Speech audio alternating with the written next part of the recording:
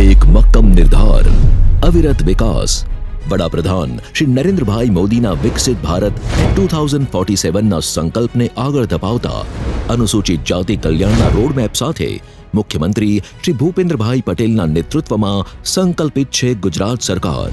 ગરીબ અને વંચિત પરિવારના બાળકો હોંશે હોંશે શાળાએ જઈને જ્ઞાનનો દીવો પ્રગટાવે તે માટે ગણવેશથી લઈને રહેવા જમવા સુધી હર પળ સાથે છે ગુજરાત સરકાર।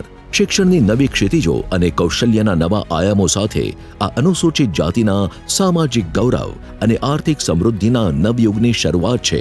આધુનિક સમરસ હોસ્ટેલમાં રહીને ભણતી દીકરીના વાલી ભણતર માટે નિશ્ચિંત છે। ગરીબો અને વંચિતોનું ઘરનું સપનું થશે સાકાર। આ છે અનુસૂચિત જાતિના સામાજિક, આર્થિક અને દરેક સપનાને પૂર્ણ કરતું આપણું બજેટ।